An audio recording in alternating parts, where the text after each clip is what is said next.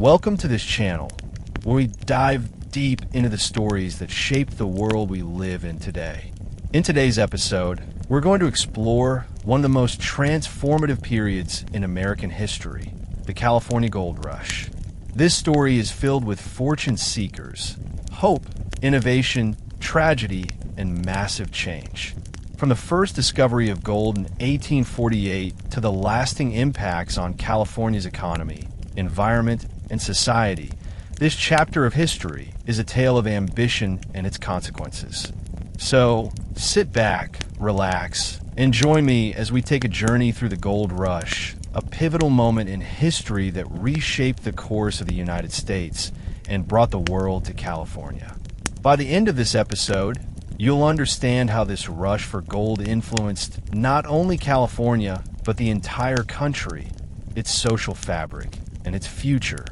In this extensive look at the California Gold Rush, we explored how a simple discovery at Sutter's Mill in 1848 set off one of the largest migrations in history. Thousands of fortune seekers flooded into California from across the globe, hoping to strike it rich. What followed was a whirlwind of boom towns, lawlessness, vigilante justice, and rapid economic growth. The gold rush transformed California from a quiet frontier into a bustling economic powerhouse. But it wasn't just about gold. The environmental toll of mining, particularly the destructive methods like hydraulic mining, left lasting scars on California's rivers, forests, and wildlife. It was a time of exploitation, both of natural resources and of immigrant labor. The gold rush led to the forced displacement and brutal treatment of Native Americans, as well as racial tensions that echoed through the years. Politically, the gold rush played a critical role in California's swift path to statehood, which came with its own challenges over slavery and governance. The social fabric of California was forever changed, with waves of immigrants from China, Latin America, and Europe shaping the cultural and economic landscape of the state. Though the gold rush may have ended in the mid-1850s, its legacy lived on. California's economy shifted from mining to agriculture and industry, driven by the influx of settlers and the infrastructure that was built during the rush. The state's culture, influenced by the diverse communities that settled there, continues to thrive today. However, the gold rush's darker legacies, such as environmental destruction and social injustice, are still felt. In 1848, a discovery at Sutter's Mill in Coloma, California, set the stage for one of the most significant migrations in history. James W. Marshall, a carpenter working for John Sutter, stumbled upon gold while building a sawmill along the American River. Marshall and Sutter initially attempted to keep the find a secret to prevent a rush, but word soon spread. The discovery of gold in the region quickly made its way to nearby towns, and even to major cities across the United States. The news of gold in California first reached San Francisco in early 1848, but it wasn't until early 1849 that it exploded into a full-fledged phenomenon. Within a few months, thousands of people were flocking to California in search of wealth, leading to the establishment of makeshift camps and hastily constructed settlements. Some came by sea, taking perilous journeys around Cape Horn or through the Panama Isthmus, while others traversed the dangerous overland route through the Sierra Nevada mountains. As the word spread about the discovery, the state of California was transformed from a distant frontier into a symbol of opportunity. The year 1849 saw an incredible migration, with an estimated 80,000 people arriving by sea and land. These so-called 49ers, named after the year they arrived, came from all walks of life, including farmers, merchants, adventurers, and former slaves. Immigrants from countries around the world, such as China, Mexico, and Europe, also began arriving, drawn by the promise of prosperity. However, this influx of people also brought immense challenges. The overland journey, particularly through the deserts and mountains, was grueling and perilous. Many migrants faced harsh weather, dangerous wildlife, and inadequate provisions. Some turned to established routes like the Oregon Trail or the Mormon Trail, but many were unprepared for the extremes of the terrain and the high mortality rates along the way. As fortune seekers arrived in California, they began to settle near gold-rich rivers, creating numerous boom towns.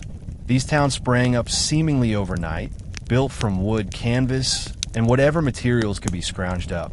Towns like San Francisco, Sacramento, and Stockton rapidly expanded, while smaller mining camps emerged along the banks of rivers and streams.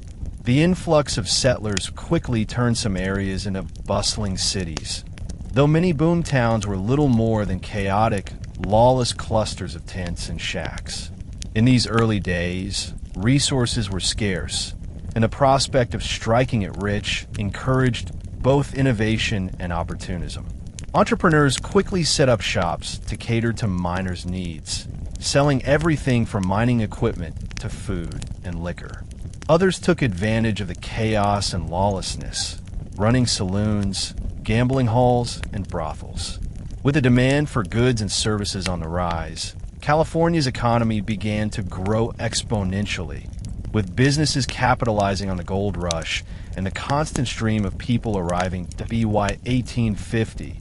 The California gold rush had dramatically transformed the state's economy.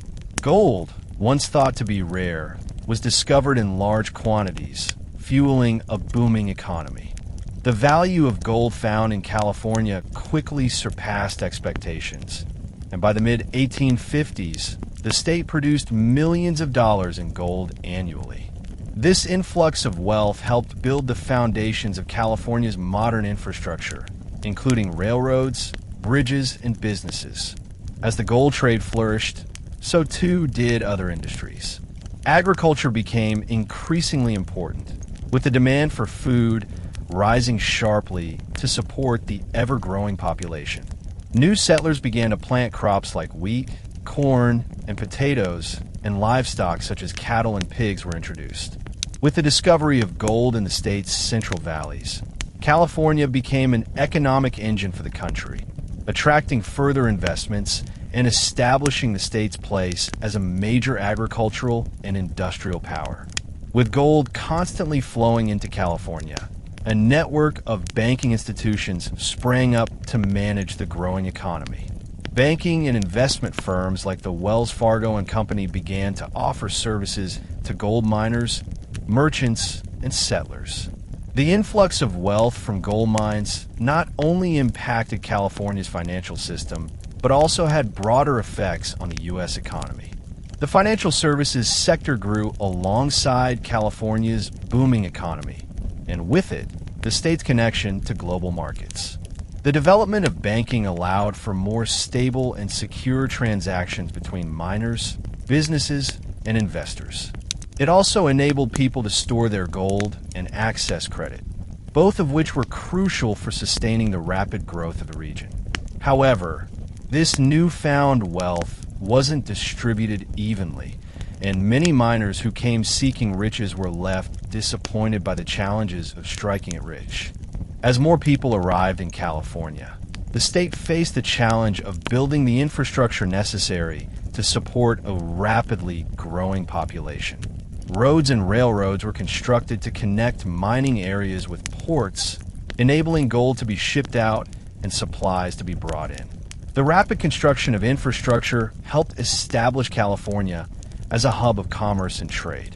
The establishment of key transportation routes like the Transcontinental Railroad helped open up the state to greater trade and migration. As transportation improved, the movement of goods and people became more efficient, leading to a further acceleration of economic growth. However, the speed of the development also brought problems. Tensions between miners and settlers led to disputes over land and water rights, often resulting in violent confrontations. Lawlessness became rampant in some mining camps, with vigilante justice taking hold in areas where legal systems were either slow to develop or non-existent. While the gold rush is often depicted as a male-dominated event, women played an essential role in shaping the social fabric of California during this period. The overwhelming majority of miners and fortune seekers were men, but women contributed to the development of the booming society in their own ways. Many women followed their husbands or families to California, while others arrived independently, seeking new opportunities. Women in California during the gold rush often found work in boom towns, running boarding houses, cooking, cleaning, or selling goods. Some became entrepreneurs, opening laundromats, bakeries, or stores that catered to the needs of miners.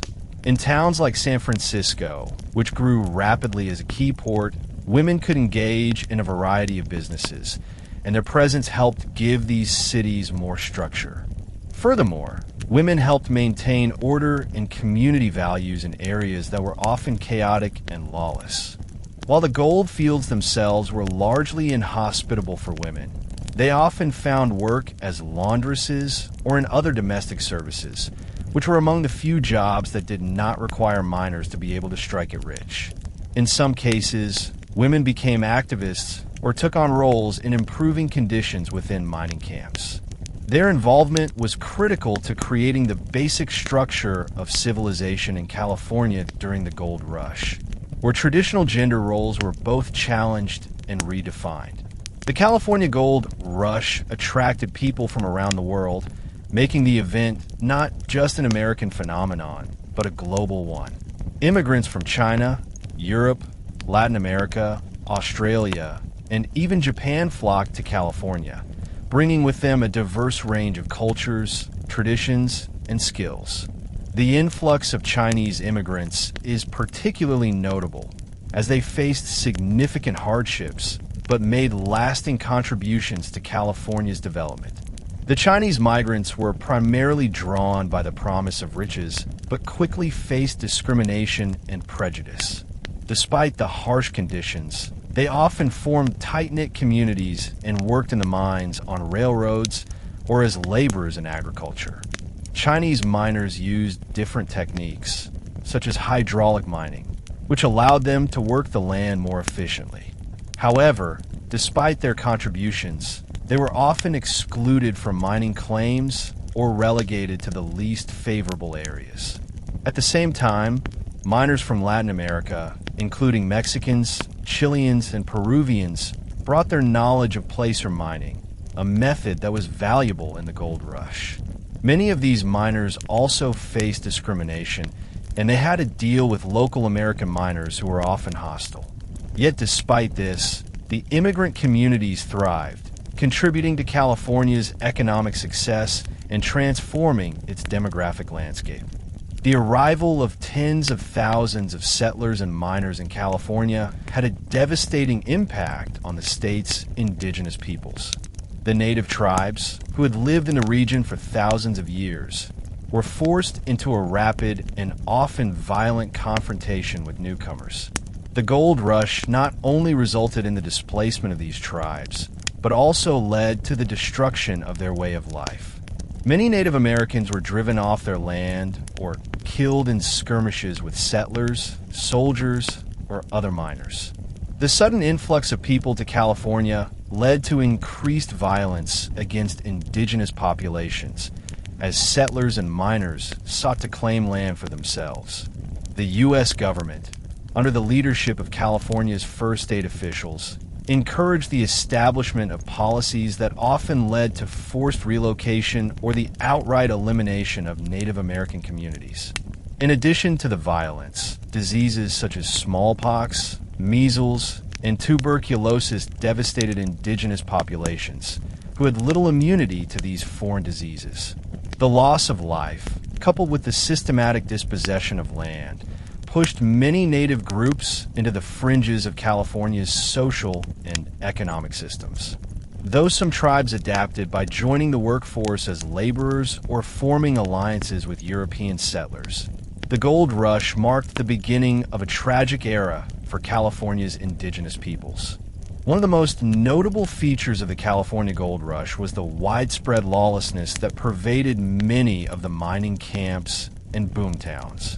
The rapid influx of people to the region created an environment where established legal structures were either absent or overwhelmed. In many places, miners and settlers lived without formal government oversight, and crimes like theft, assault, and murder were common. In the absence of a structured police force or a functioning legal system, miners took matters into their own hands. Some mining camps adopted their own self-governance, forming miners' courts or committees of vigilance to address disputes and enforce order. These informal courts often had little to no regard for due process, and punishments could be swift and harsh.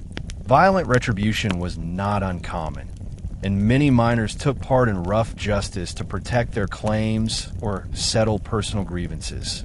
These vigilante actions became more pronounced as the population in California continued to grow.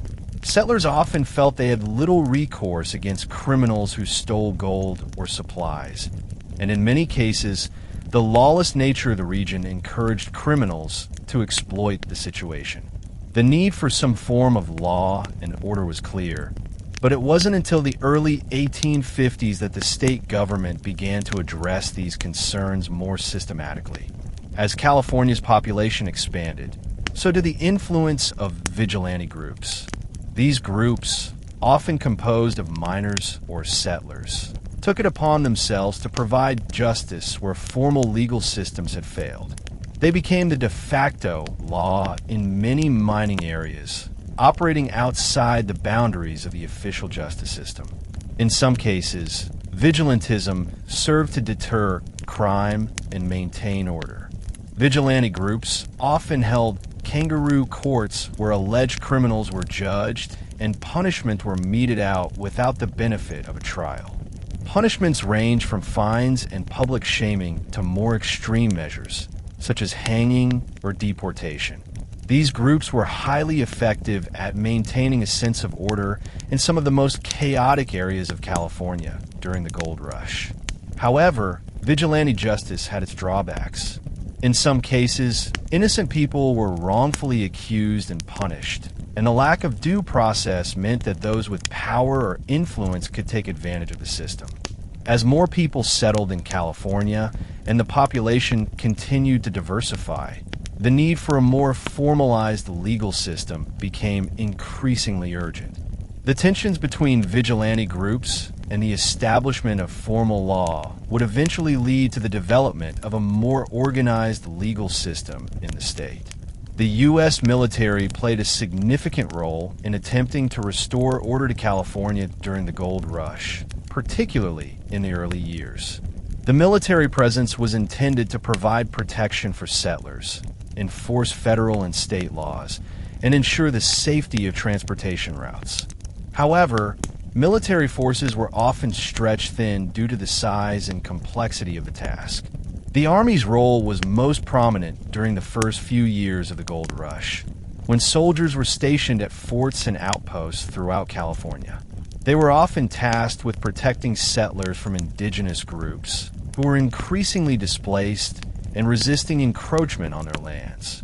Additionally, military personnel helped quell minor uprisings and attempted to enforce the rule of law in areas that were otherwise ungoverned. However, the sheer number of people involved in the gold rush, along with the lack of sufficient troops, made it difficult for the military to exert full control. In many instances, soldiers were overwhelmed by the scale of lawlessness. The military's inability to provide consistent law enforcement paved the way for the growth of vigilante groups and the reliance on self-regulation by mining communities. Over time, however, as California transitioned from a gold rush society to a more permanent state, law enforcement became more organized and institutionalized. The gold rush had a profound and lasting impact on California's environment, particularly its rivers. The demand for gold drove miners to use increasingly destructive methods to extract gold from the earth, with devastating effects on the natural landscape. One of the most common techniques used was hydraulic mining, a method that involved blasting high-pressure streams of water onto hillsides to wash away soil and expose gold. While this method was effective in retrieving gold, it also caused extensive environmental damage. The rivers of California, which had once been clear and pristine, were transformed into muddy torrents of debris and sediment as hydraulic mining washed dirt and rocks into the waterways. These practices led to severe flooding and soil erosion, which caused long-term damage to agricultural land and wildlife habitats. The massive amount of silt that was dumped into rivers and streams blocked fish migration and contaminated water supplies, harming both humans and animals. Furthermore, the diversion of water from rivers and streams from mining operations depleted water resources in some regions, affecting the delicate balance of ecosystems. Hydraulic mining became so destructive that in 1884, after years of legal battles, it was officially banned by the state of California. However, by then, the damage had already been done. California's rivers had been irrevocably altered, and many ecosystems that relied on the state's waterways have been disrupted. Beyond the rivers, the gold rush had a significant impact on California's forests and wildlife. As miners flocked to the region, they cleared large areas of land for their camps, homes, and mining operations. The massive demand for timber to build structures, railroads, and mining equipment led to widespread deforestation. Miners also used wood to fuel the steam engines that powered their mining operations. The depletion of timber resources disrupted ecosystems and left many areas stripped of vegetation. In addition to the loss of forests, wildlife in California was also severely impacted by the gold rush. Animals that had once thrived in the state's rich forests, grasslands, and mountains were increasingly displaced as human activity expanded. Species such as bison, deer, and elk were hunted to near extinction in some areas, as settlers and miners relied on them for food and materials. The depletion of these resources, combined with the encroachment of settlers into once pristine habitats, drastically reduced the numbers of certain wildlife species. In response to the growing environmental destruction, some groups and individuals began to push for conservation efforts. But it was not until later in California's history that significant steps were taken to protect its environment. The gold rush, in many ways, marked the beginning of a long history of environmental degradation in the state, which would continue for decades. The long-term environmental effects of the California gold rush are still evident today. Many of the areas that were heavily mined remain scarred by erosion, sedimentation, and the disruption of local ecosystems. The damage done by hydraulic mining alone left behind toxic mercury deposits that continued to contaminate rivers and soil long after mining operations ceased. Even though the gold rush ended in the mid-1850s, its environmental consequences persisted. Soil erosion, caused by the removal of vegetation and the excavation of hillsides, led to long-lasting changes in the landscape. These alterations made some areas more susceptible to landslides and flooding, which posed additional challenges for future development. Additionally, the introduction of invasive species, many of them unintentionally brought in by settlers, miners, and other newcomers, further disrupted native ecosystems. Plants and animals from other parts of the world began to outcompete California's native species, which had evolved over thousands of years in a relatively stable environment. The gold rush era, therefore, marked the beginning of California's ongoing struggle with environmental conservation and the loss of biodiversity. The California gold rush played a pivotal role in the state's admission to the Union. Before gold was discovered, California was a sparsely populated territory under the control of the United States following the Mexican-American War. The rapid migration to California in search of gold transformed the region from a sparsely populated frontier into a bustling, highly populated area, with a demand for statehood that could no longer be ignored. By 1850, California's population had swelled to over 100,000, and the need for a formal government became urgent. The settlers in California petitioned the U.S. government for statehood, and the growing tensions between pro-slavery and anti-slavery factions in the United States made California's admission a contentious issue. The question of whether California would join the Union as a free state or a slave state had significant political implications. California's entry into the Union was part of the larger debate over the expansion of slavery into new territories, which was at the heart of the U.S. political struggle at the time. After months of intense negotiations, California was admitted as a free state in 1850 as part of the Compromise of 1850, which sought to balance the interests of free and slave states.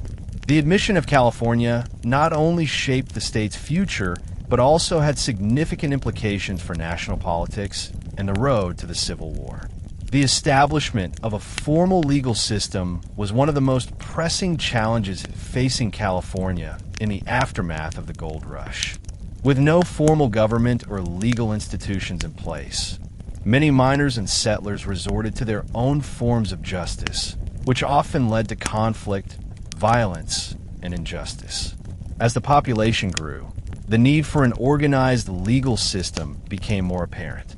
In 1850, California adopted its first state constitution, which laid the groundwork for the creation of courts, law enforcement, and other legal institutions. The Constitution established a framework for the governance of the state, including the creation of a judicial system to resolve disputes, enforce laws, and protect citizens' rights. In addition to establishing courts, the state government created laws governing mining, property rights, and taxation. However, the establishment of a formal legal system did not immediately solve all the problems of lawlessness. Many areas, especially the remote mining camps, still lacked a stable law enforcement presence, and crime remained rampant in some parts of California.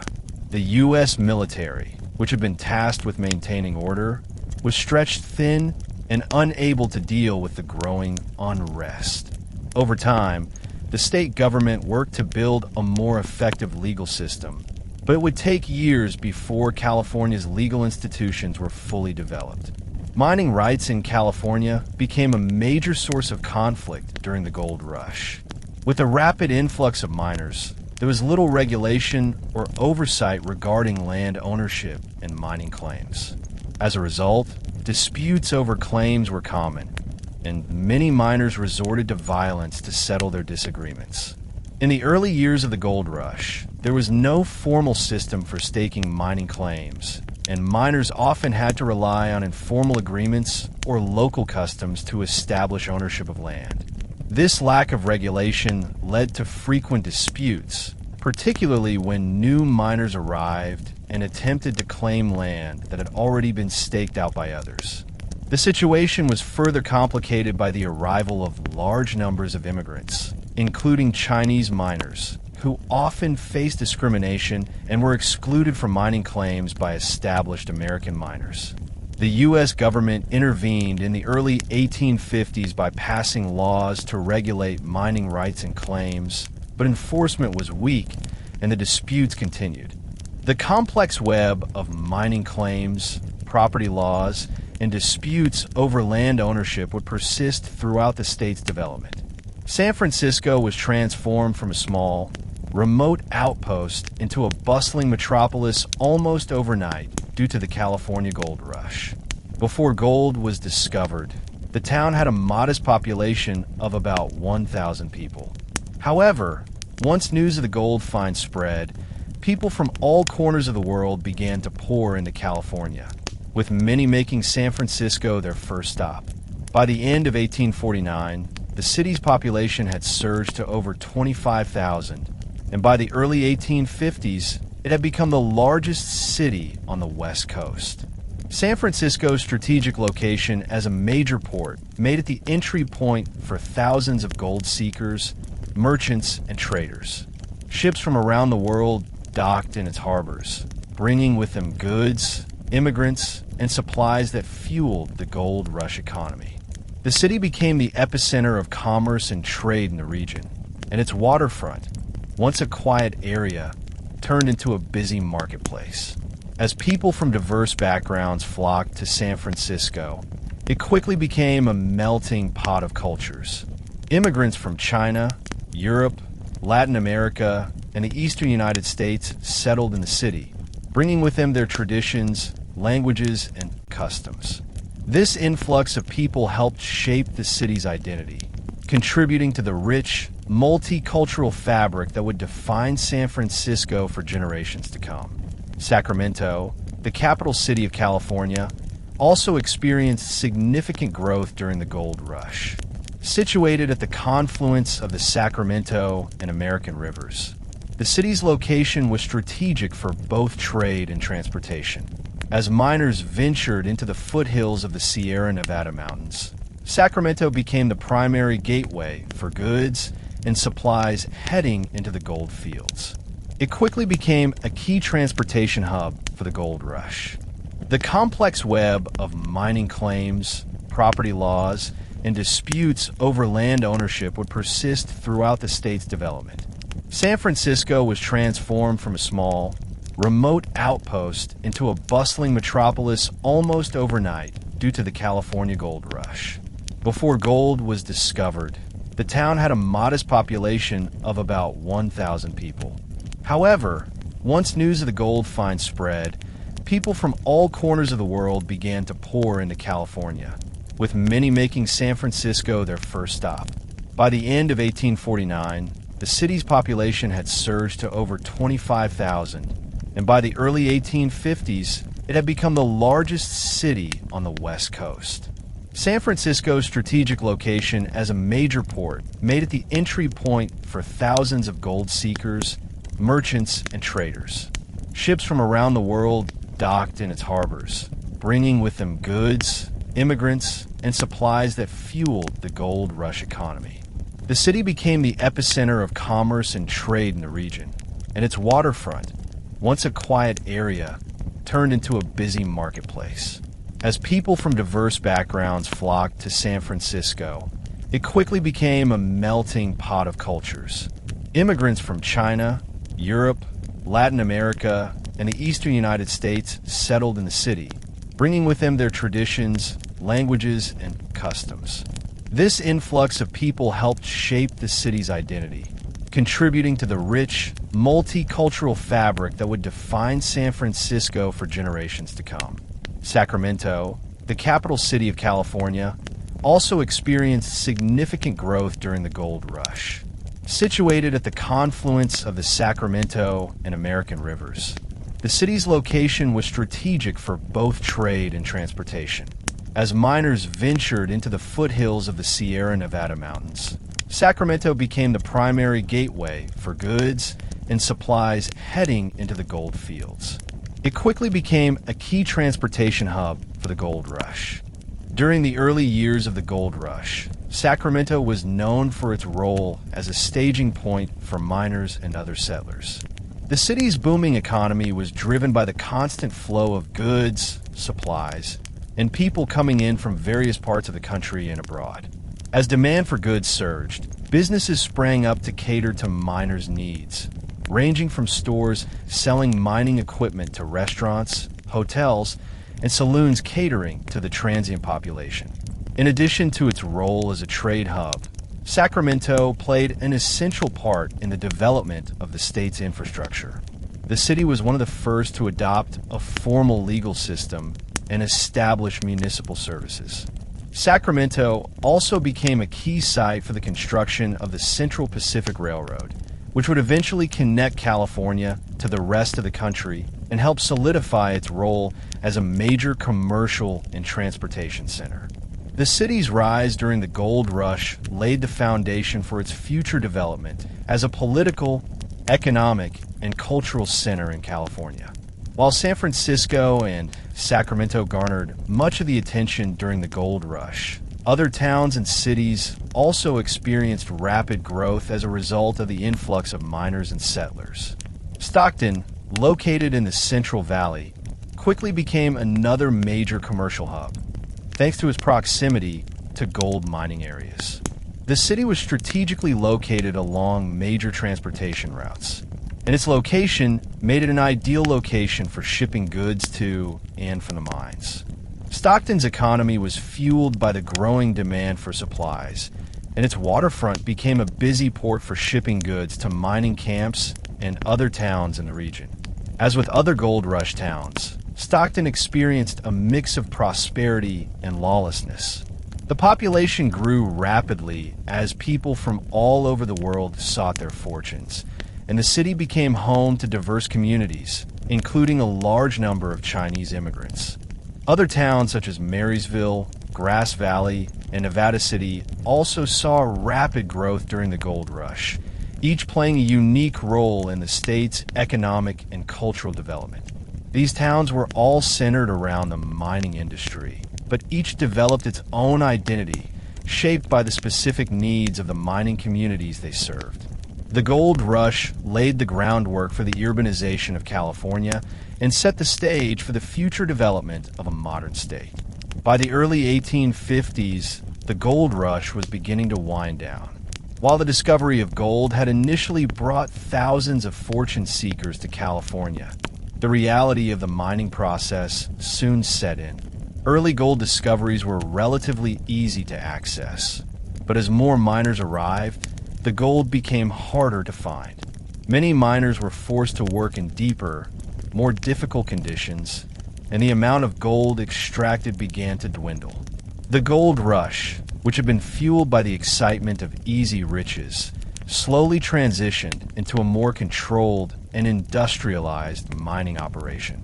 Large-scale mining companies began to take over from individual miners, using more sophisticated equipment and techniques to extract gold from the earth.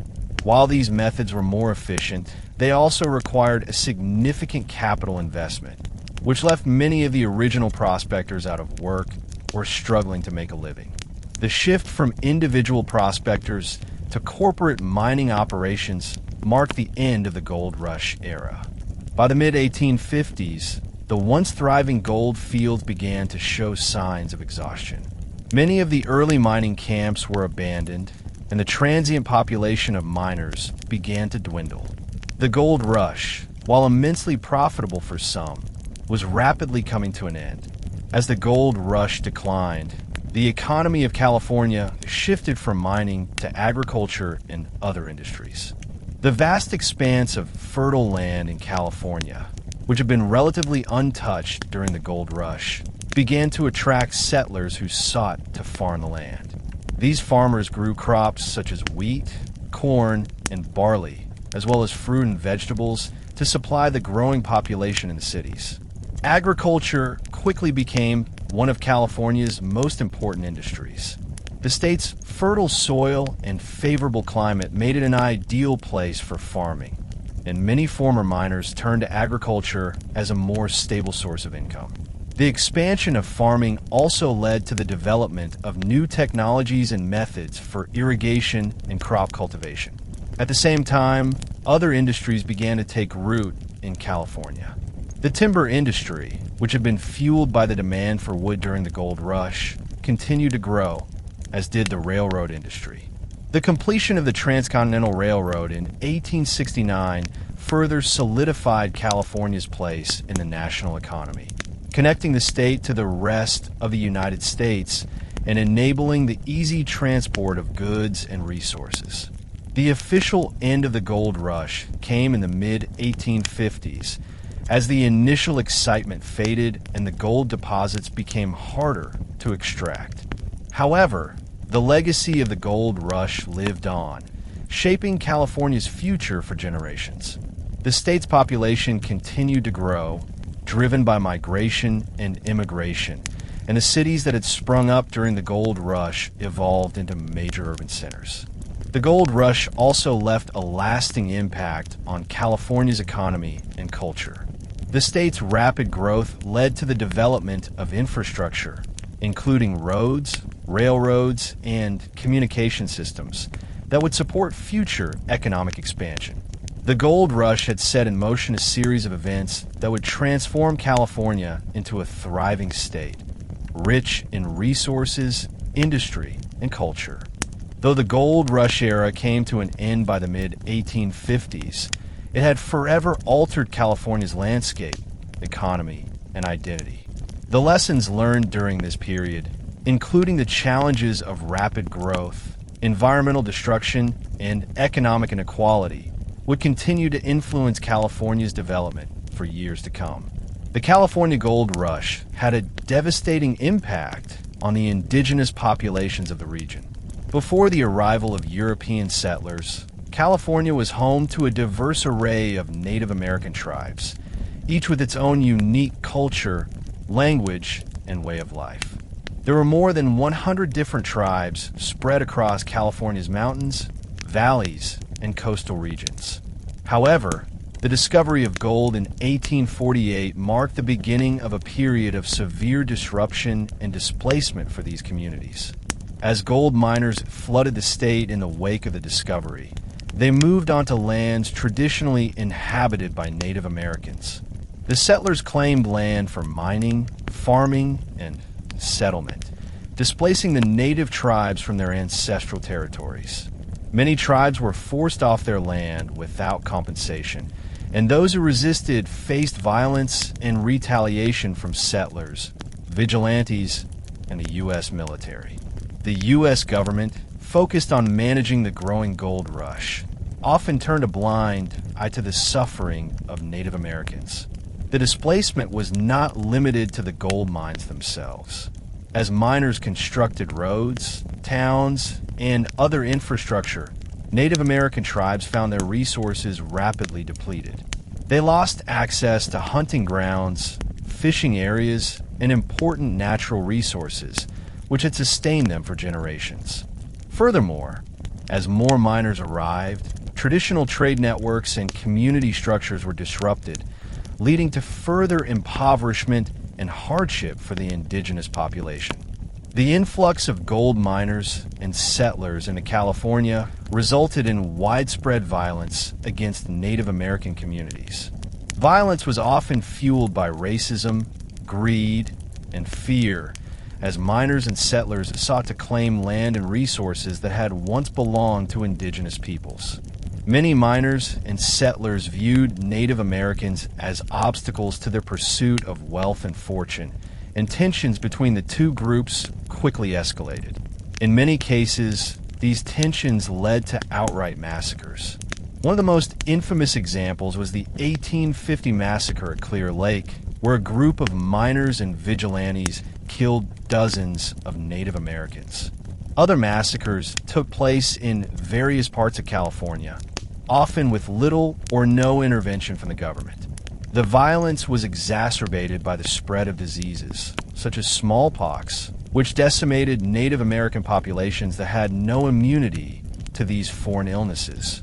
In addition to outright violence, Native American women and children were often taken captive by settlers, either as slaves or as hostages in exchange for ransom.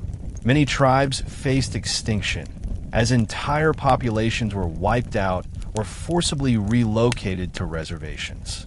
The loss of life during this period was staggering, and the cultural and social fabric of California's indigenous communities was shattered. The consequences of the gold rush for Native Americans were far-reaching and long-lasting. Even after the gold rush ended in the mid-1850s, the effects of the violent displacement and forced migration of Native American communities persisted. The indigenous peoples of California faced continued marginalization, with limited opportunities to reclaim their land or culture. After the rush of settlers into California, the U.S. government established a series of Indian reservations, often located in remote and inhospitable areas far from the tribe's ancestral homelands. These reservations were poorly managed and underfunded, with many Native Americans living in poverty and facing food shortages.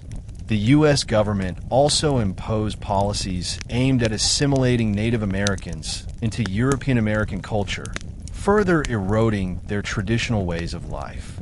The destruction of California's native tribes was a tragedy that extended beyond the gold rush era. It was a loss not just of life, but of cultural heritage, language, and traditions. Many Native American communities were left without the resources and autonomy they had once enjoyed, leading to the long-term social and economic challenges that would continue to affect them for generations.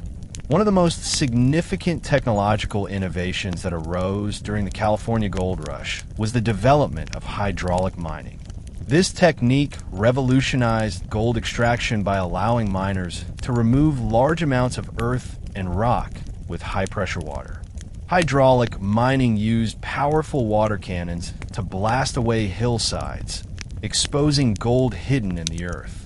The technique was particularly effective for extracting gold from deep deposits in riverbeds and mountainsides, areas that would have been difficult for individual miners to reach using traditional methods. Hydraulic mining rapidly expanded as large-scale mining operations replaced individual gold panners and small groups of miners. While it was highly efficient, hydraulic mining also had serious environmental consequences. The water used in the process washed away large amounts of dirt and debris, sending it into nearby rivers. This caused severe sedimentation in California's waterways, clogging rivers and disrupting ecosystems. Despite these long-term environmental impacts, hydraulic mining continued to be widely used throughout the gold rush and beyond, helping to increase the amount of gold extracted from the region. The innovation of hydraulic mining also led to the growth of mining technology in general. As the demand for gold increased, so did the need for more efficient tools and methods. The development of new mining machinery, such as steam-powered pumps and crushers, allowed gold miners to process larger quantities of earth and rock more quickly. This mechanization of gold mining increased productivity, but also further concentrated power in the hands of wealthy mining companies, leaving smaller, individual miners at a disadvantage. While hydraulic mining was the dominant technique for large-scale gold extraction, many miners still relied on more traditional methods, such as the shovel and pan, during the gold rush.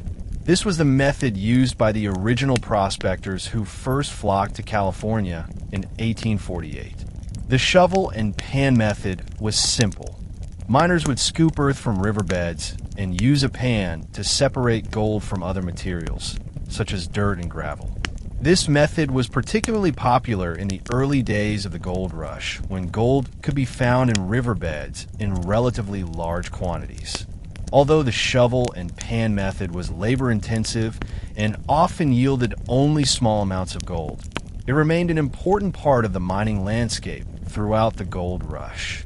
Many miners relied on this method during the early years, and it allowed them to stake claims and explore areas that larger mining operations had yet to reach. The simplicity of the technique also meant that it could be used by anyone, regardless of their financial resources. For many miners, this was the only option available to them as they arrived in California with little more than their tools and hope for a fortune. Despite the inefficiency of the shovel and pan method compared to hydraulic mining, it played a crucial role in the development of the gold rush. It democratized the process of gold mining, allowing individuals to participate in the rush for riches. However, as the gold rush continued and the easily accessible gold began to be depleted, the more sophisticated and industrialized methods, such as hydraulic and hard rock mining, began to take over. The gold rush also spurred significant advancements in transportation technology. As thousands of people flocked to California, there was an increasing demand for efficient ways to move goods and people. This led to the rapid development of transportation infrastructure, particularly railroads. Before the gold rush, California's transportation network was limited, with few roads and no railroads connecting the state to the rest of the nation. However, as the gold rush progressed, the need for transportation became more urgent. The first major transportation improvement was the construction of the Transcontinental Railroad, which began in the 1860s and connected California to the eastern United States.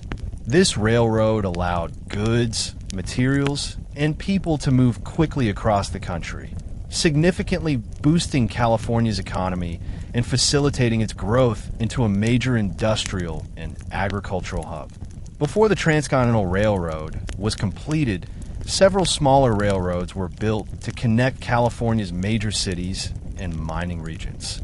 Railroads, such as the Central Pacific Railroad, provided critical transportation links between gold fields and port cities like San Francisco, allowing miners and merchants to ship supplies in and out more efficiently. These railroads not only helped transport people and goods, but also played a key role in the rapid urbanization of California, enabling the growth of cities like Sacramento and San Francisco, which became central to the gold rush economy. The economic legacy of the California gold rush cannot be overstated. The discovery of gold brought unprecedented wealth to the state, which transformed California from a sparsely populated territory into a major economic powerhouse in just a few years. The wealth generated by the gold mines contributed to the growth of numerous industries, including agriculture, manufacturing, and transportation. However, the end of the gold rush did not mark the end of California's economic boom. By the mid-1850s, as gold extraction became more challenging and less profitable, California's economy shifted. The influx of settlers, miners, and businesses that had arrived during the gold rush continued to fuel the state's growth. Agriculture became increasingly important as settlers established farms and vineyards, taking advantage of California's fertile soil. The state's Mediterranean climate, ideal for growing crops like wheat, barley, and fruit, helped California emerge as a leading agricultural center in the United States. California's natural resources, particularly timber and minerals, also played an important role in the state's post-gold rush economy. The timber industry, which had been vital during the gold rush for building mining infrastructure, expanded as the state's cities and towns grew. The transportation sector, including the development of railroads, continued to thrive, ensuring the movement of goods across the state and beyond. Despite the exhaustion of the initial gold veins, California's economic foundation remained strong, built on the diverse industries that had sprouted during the gold rush era.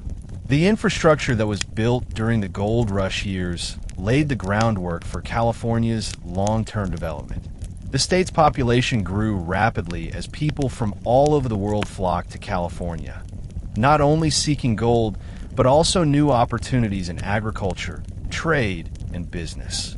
This influx of people required the construction of transportation networks, including roads, bridges, and eventually railroads, to connect California to the rest of the country.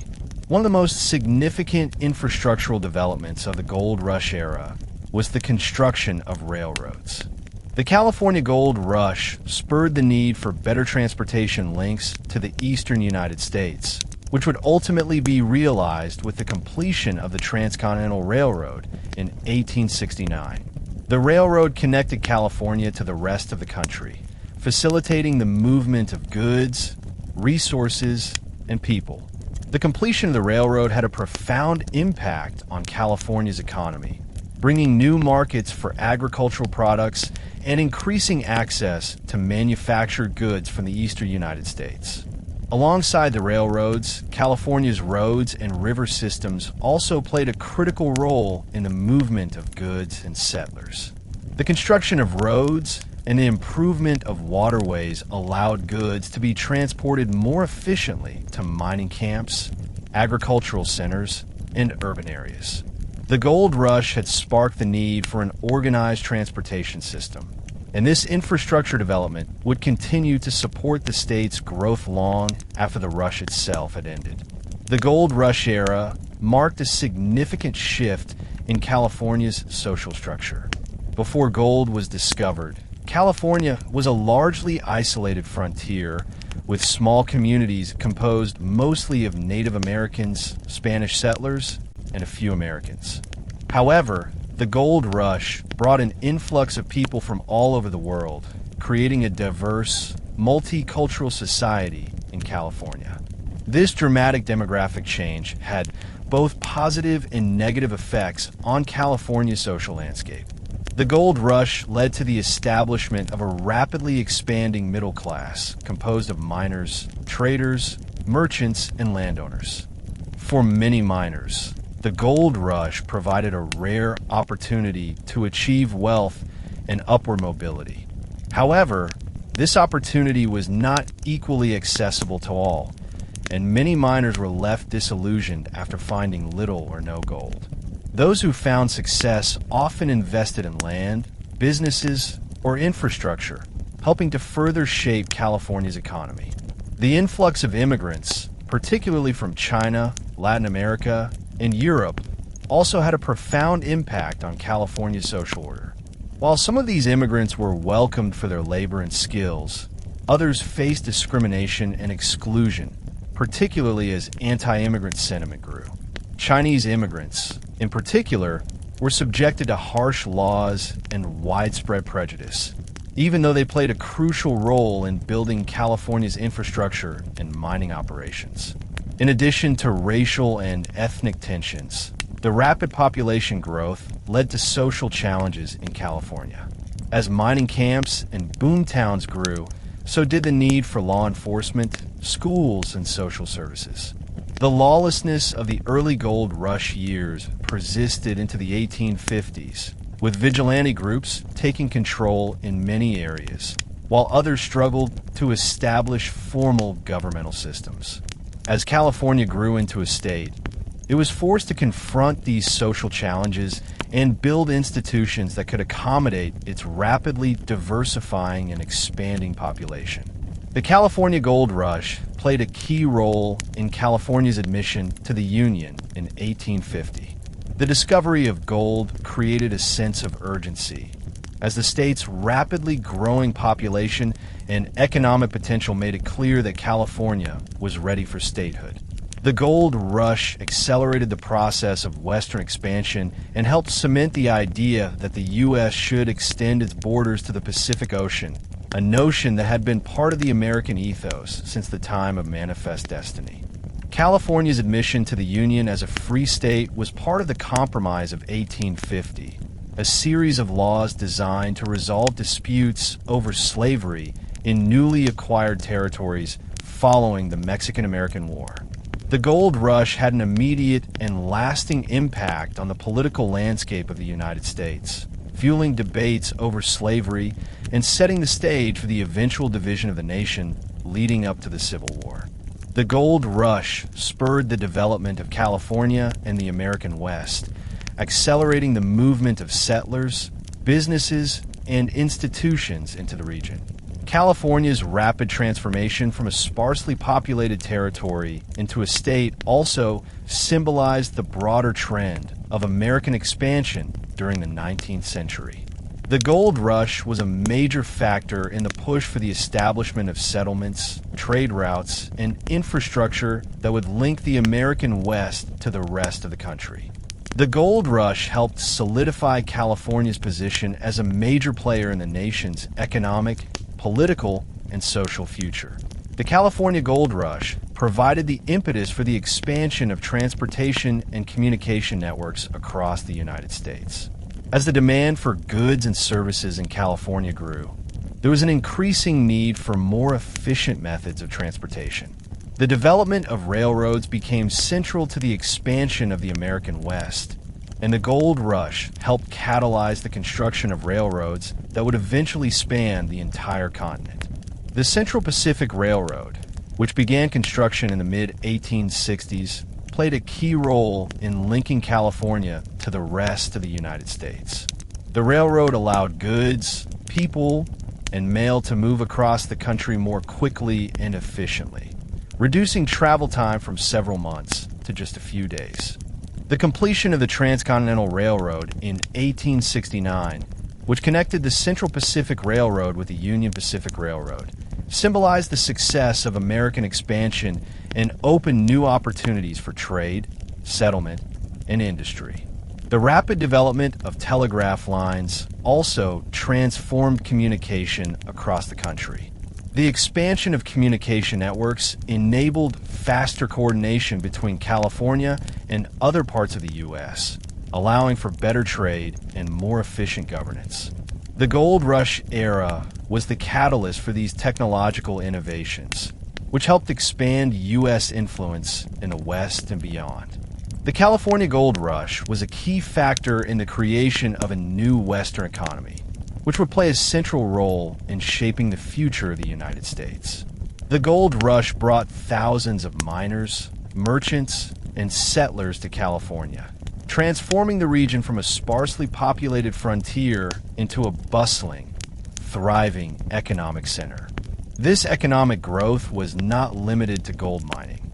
It extended to agriculture, trade, transportation, and manufacturing. California's agricultural sector, which had been relatively small before the gold rush, became a major industry after settlers arrived to stake claims and develop farms. The state's natural resources, particularly its fertile soil, allowed for the cultivation of crops such as wheat, fruit, and vegetables. As the demand for agricultural products increased, California became a leading producer of food for both the U.S. and international markets.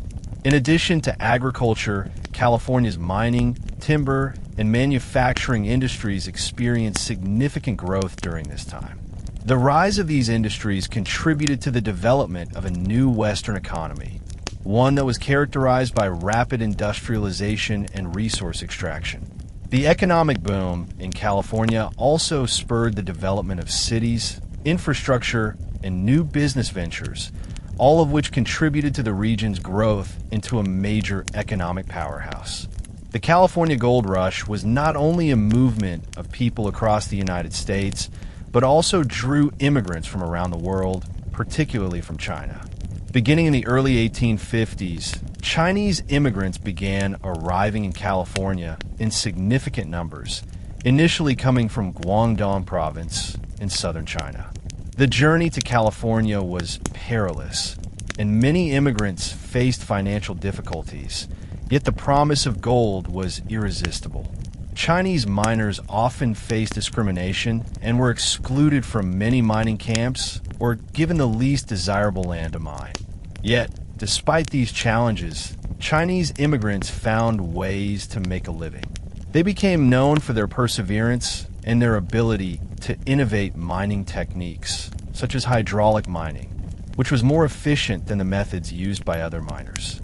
Additionally, they worked in industries that supported mining, such as building railroads and providing labor for construction projects. While they contributed significantly to California's economy and mining industries, Chinese immigrants faced increasing racial hostility as the years went on. As the gold became harder to extract, the competition for mining claims intensified, and Chinese miners were blamed for the depletion of resources. This led to discriminatory laws, including the Foreign Miners Tax of 1850, which imposed a heavy fee on foreign miners, and later, the Chinese Exclusion Act of 1882, which further restricted Chinese immigration and naturalization. Despite these obstacles, the Chinese community in California continued to grow and thrive, eventually becoming an integral part of California's cultural and economic fabric. Along with Chinese immigrants, many miners came from Latin American countries, primarily Mexico, Chile, and Peru. These immigrants brought their own mining skills and knowledge to California, contributing to the expansion of mining operations across the state. Unlike the Chinese immigrants, Latin American miners were often more integrated into mining camps and were sometimes welcomed for their expertise in techniques like placer mining, which involved panning for gold in riverbeds. Many of the Latin American immigrants arrived in California by way of the Isthmus of Panama or through other overland routes. Once in California, they faced their own set of challenges. Mexican and South American miners were often discriminated against by Anglo-Americans who viewed them as inferior. They faced hostility and violence from local settlers and other miners, and there was often an effort to exclude them from the best mining lands. Despite this, many Latin American immigrants succeeded in building their own communities and businesses, particularly in the areas surrounding the gold fields, and their influence is still felt in California today. Immigrants from Europe also played a significant role in the gold rush. Miners from Italy, Germany, and Ireland sought fortunes in California's gold fields. European immigrants, like their Latin American counterparts, faced racial discrimination, but they were often able to integrate more easily into the existing mining culture. Irish immigrants, for example, found employment in public works and infrastructure projects, particularly in the construction of roads and railroads. Despite facing discrimination and being excluded from some aspects of society, immigrants from Latin America and Europe made important contributions to the economic, cultural, and social development of California. They helped lay the foundation for California's future growth and played a pivotal role in the state's transition from a gold rush economy to a more diversified, industrial one. The California Gold Rush also saw the arrival of a significant number of African Americans, many of whom came to California seeking freedom and opportunities after the end of slavery in the South. The promise of gold and a better life attracted African Americans, including free people of color and former slaves, to the mining camps and towns of California.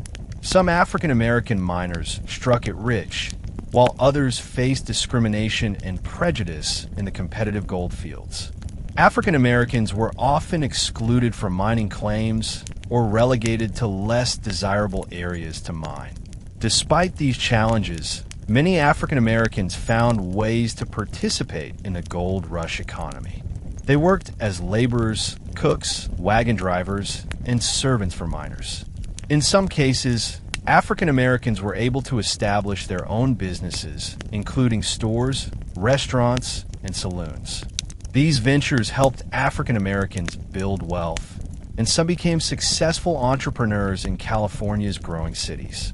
While African Americans were active participants in the gold rush, they also faced racial segregation and exclusion in California. Despite the state's admission as a free state in 1850, racism was prevalent in many areas, and African Americans were often treated as second-class citizens.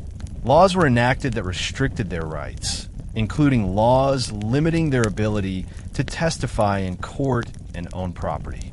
As the gold rush came to an end, African Americans faced a difficult social and economic landscape in California. However, many African American miners and settlers made lasting contributions to the state's history and economy. The environmental consequences of the California Gold Rush were profound and long-lasting. The sheer scale of the mining operations and the methods used to extract gold, such as hydraulic mining, caused significant disruption to California's natural landscapes. One of the most devastating effects was the destruction of the state's rivers and streams. Hydraulic mining, which involved blasting hillsides with high-pressure water, washed away vast amounts of earth, sending tons of sediment, silt, and debris into the rivers. These rivers, once pristine and home to abundant fish populations, became clogged with silt, making it difficult for aquatic life to thrive.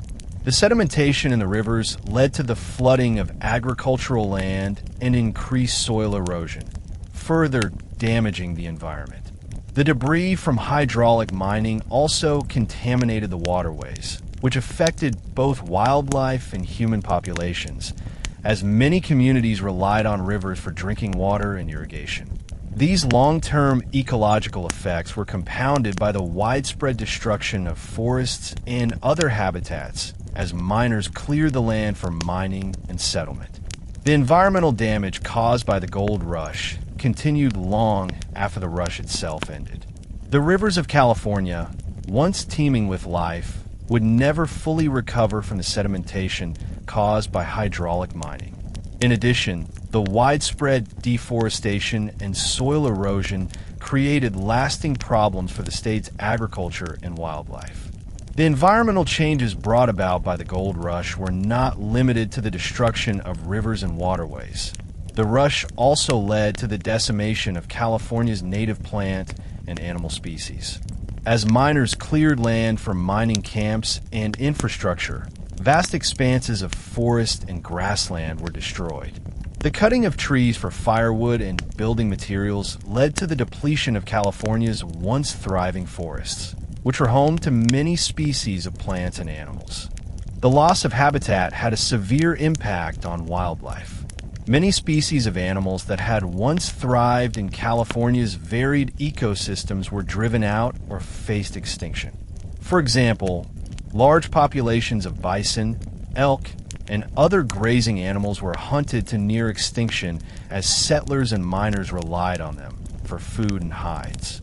The destruction of forests also led to the loss of shelter for birds and small mammals, further disrupting the local ecosystem.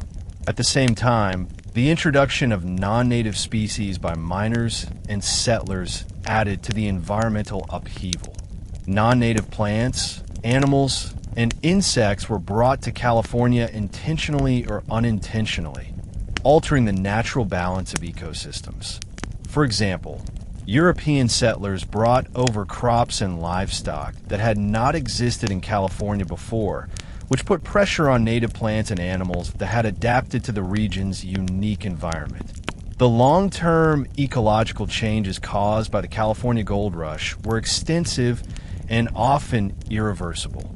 The gold rush era marked the beginning of large-scale environmental degradation in California.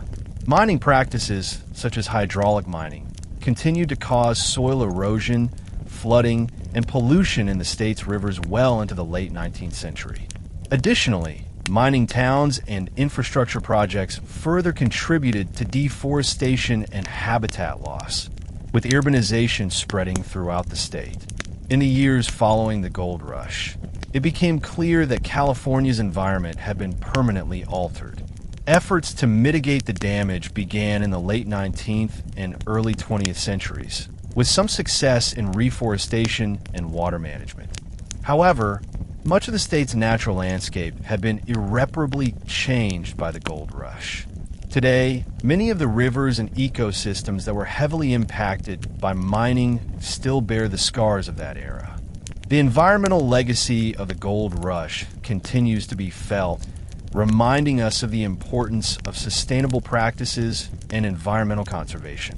The California gold rush had an immense and lasting impact on the broader U.S. economy. The discovery of gold in California created a financial boom not just for the state, but for the entire nation. Between 1848 and 1855, gold worth an estimated $2 billion, a massive sum at the time, was extracted from California's mines, creating a flood of wealth that influenced the nation's economy. This windfall of gold contributed significantly to the expansion of American industry and commerce, bolstering the country's financial institutions. The influx of gold led to an increase in national wealth, which helped finance the building of infrastructure, such as railroads and telegraph lines. Investors from the East and abroad poured money into California's mining economy, and this capital flowed into other sectors, including agriculture, banking, and transportation. The wealth from the gold rush helped to fuel a nationwide economic boom during the 1850s, and the financial institutions that emerged during this period, including Wells Fargo and Company, helped to modernize American banking. At the same time, California's newfound wealth solidified the region's place in the global economy. The state became a key player in international trade, especially with Asia, as California's agricultural products and manufactured goods gained access to foreign markets. The gold rush, therefore, had a profound impact on the United States, extending beyond just the immediate extraction of gold and influencing the country's financial, industrial, and commercial growth. The California gold rush contributed to the rapid expansion of the U.S. banking sector. As the flow of gold into California continued, financial institutions across the country began to adapt to the needs of miners and settlers. In particular, banks had to accommodate the growing demand for secure storage of gold and financial transactions, while also addressing the needs of the ever-growing number of businesses that supported the mining economy. Wells Fargo and Company is perhaps the most well-known of the banking institutions that emerged during this time. Founded in 1852 by Henry Wells and William G. Fargo, the bank was established to provide safe and reliable banking services to miners and merchants involved in the gold rush. Wells Fargo expanded rapidly, offering a wide range of services, including gold exchange, insurance, and transportation of gold, which helped to foster California's economic growth and integrate the state into the U.S. financial system. The surge of gold into the American economy had ripple effects across the nation's financial system. As the value of gold increased, the U.S. economy became less reliant on silver and copper and more centered around the metal, which became the standard for currency. This shift in the monetary system helped establish the gold standard as the foundation of U.S. currency, a practice that would dominate the American financial system for decades. This transformation, largely driven by the California gold rush, was central to the development of modern banking and finance in the United States. The gold rush also had a significant impact on the United States' national debt and fiscal policy. During the early 1850s, as the U.S. government faced increasing financial pressures due to the costs of the Mexican-American War and the expansion of military infrastructure, the influx of gold from California offered a much-needed infusion of wealth into the federal treasury. Gold from California helped to stabilize the federal debt, as it provided a more reliable and abundant source of wealth than paper money or other forms of currency. At the same time, the gold rush exposed the United States to new economic challenges. While the influx of gold was beneficial in the short term, it also led to inflation as the sudden abundance of gold in the economy resulted in rising prices. As gold became more widely available, its value decreased relative to other forms of currency, causing inflationary pressures throughout the country. This phenomenon, which came to be known as inflationary gold, was a key issue in the U.S. economy during the gold rush era and would continue to impact the nation's financial policies for years to come. Despite these challenges, the gold rush helped establish California as a vital economic hub for the U.S. By the end of the 1850s, the state had transitioned from a sparsely populated frontier to one of the nation's most important economic centers. The wealth generated by gold helped propel the United States into a new era of industrial growth and prosperity, which would shape the nation's future trajectory. As the gold rush began in 1848, California was still a remote territory with a relatively small military presence. The region had been under Mexican rule until 1846, when the United States took control during the Mexican-American War. California's military outposts were limited in number and spread thin, tasked with overseeing a population that included both Native Americans and settlers from various parts of the world. However, the sudden influx of thousands of miners and settlers from across the United States and abroad required the military to take a more active role in the region. The U.S. Army, under the command of Lieutenant Colonel John C. Fremont, had been stationed in California during the war, and it quickly found itself responsible for maintaining order during the gold rush. While initially tasked with overseeing California's borders, the military presence soon expanded to address lawlessness, enforce land claims, and manage relations between settlers and indigenous tribes. Military personnel were responsible for establishing order in the growing boom towns, which were rife with crime, violence, and disorder. As law enforcement was largely non-existent, the Army provided protection, helping to maintain peace and prevent outbreaks of violence between miners, settlers, and indigenous populations. The Army also played a key role in defending settlers from Native American attacks, as the indigenous peoples were increasingly pushed off their lands by the gold-seeking newcomers. The U.S. military played a significant role in the conflicts between settlers and Native American tribes that arose during the gold rush. As thousands of miners flooded into California, they encroached on the ancestral lands of Native American tribes, displacing them and causing violent confrontations. The military was often called upon to protect settlers from Native American groups resisting this encroachment. However, the Army's intervention often resulted in violent clashes, leading to the deaths of many Native Americans and the destruction of their communities. The military's primary objective was to protect settlers and miners, many of whom faced violent retaliation from Native American tribes defending their land. In some cases, the Army forced Native Americans onto reservations, further displacing them from their traditional homelands. While this policy was seen as a way to maintain order, it also resulted in significant loss of life and culture for indigenous populations. At the same time, the military's presence in California helped to assert U.S. control over the region, and many Native American tribes were unable to withstand the combined forces of settlers and the military.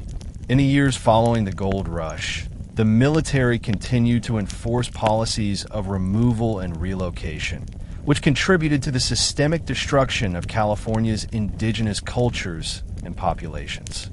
Although the U.S. military's primary role during the gold rush was to maintain law and order, it also played a crucial role in California's economic development. The military's involvement in infrastructure projects, including the construction of roads and telegraph lines, was essential to the state's ability to manage the influx of settlers and miners. The U.S. military helped clear paths for transportation, allowing goods and people to travel more easily across the state and into the gold fields. In addition, the military helped secure vital resources, such as water and land rights, for settlers and miners.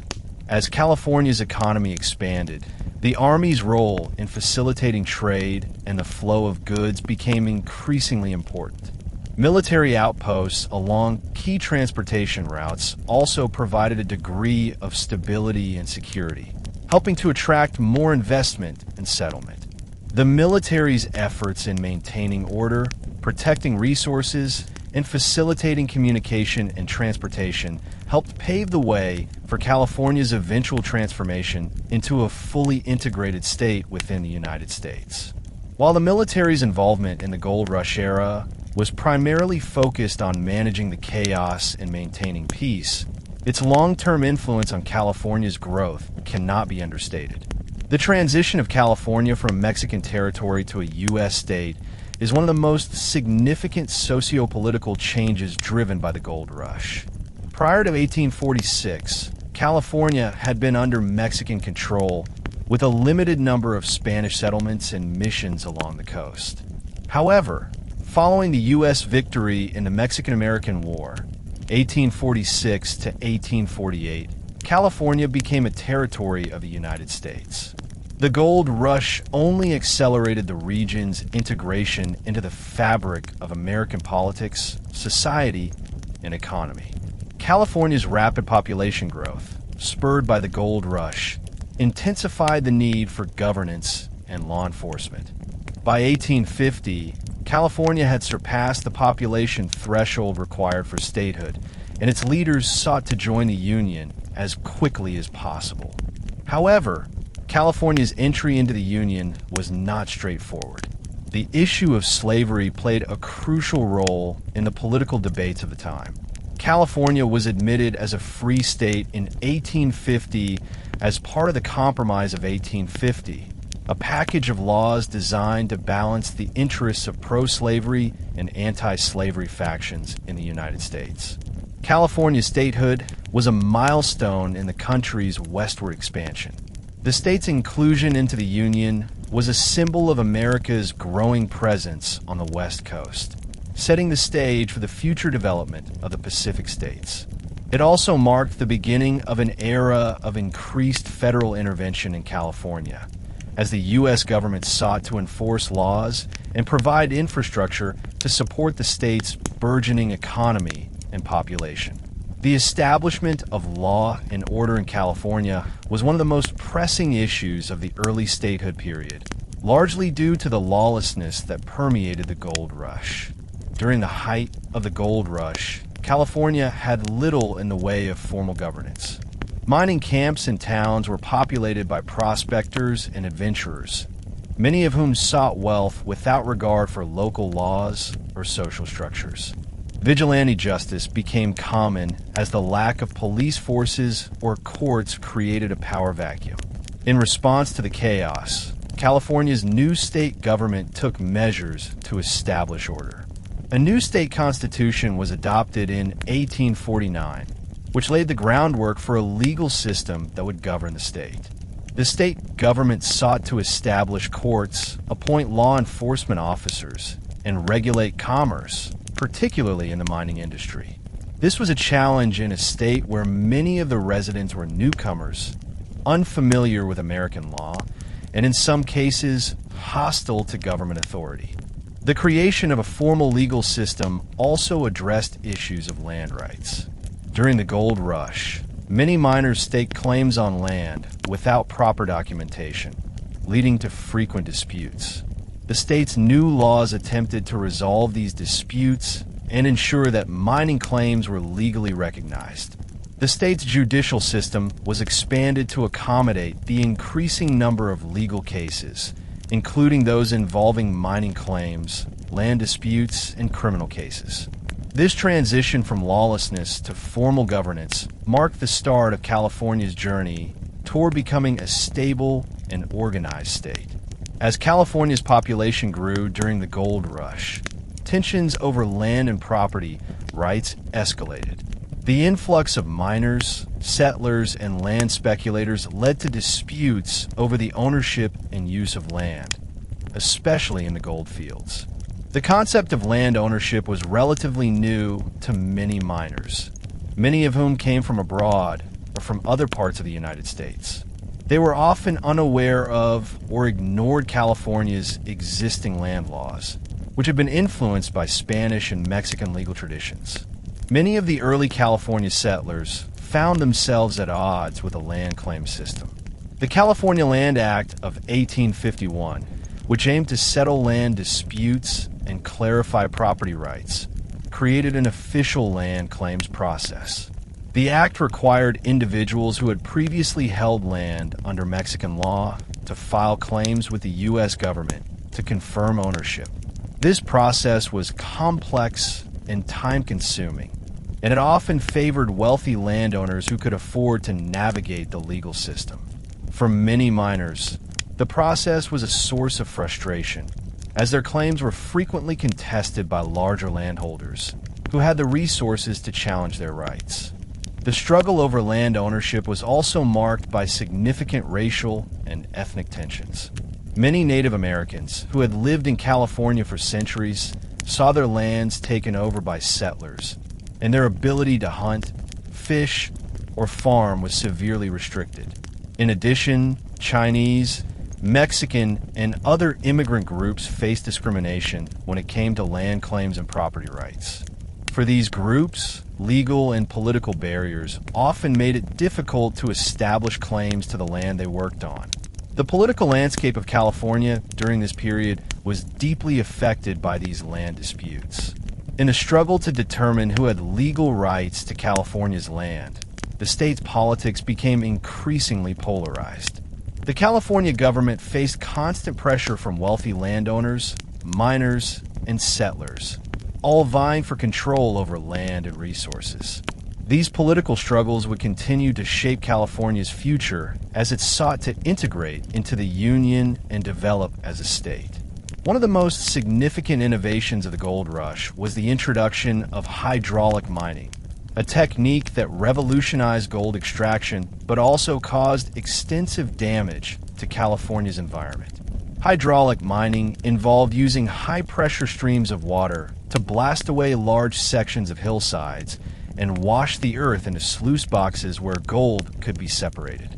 This method allowed miners to extract gold from deeper deposits that had previously been inaccessible. However, it also had devastating effects on the landscape.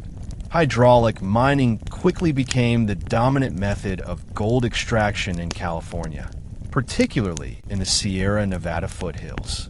The scale of the operation was massive, with entire mountainsides being washed away in the pursuit of gold. While the technique was highly effective in terms of gold production, it had disastrous environmental consequences. The debris from hydraulic mining, sand, silt, and rocks, was washed into rivers and streams, drastically altering the flow of water and leading to severe erosion.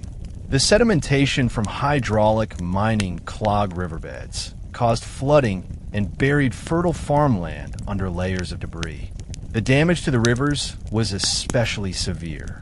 California's once clear rivers became clogged with debris, making it difficult for aquatic life to survive. Fish populations, particularly salmon and trout, suffered as the rivers became inhospitable for spawning. The destruction of a natural environment due to hydraulic mining would continue to affect the state for decades, even after the gold rush era ended. The environmental impact of the gold rush was not limited to the rivers. The widespread mining operations also led to extensive deforestation in California.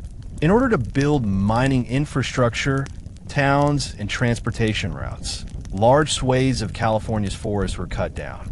Timber was needed for building homes, mining structures, and fueling steam engines used in the gold extraction process.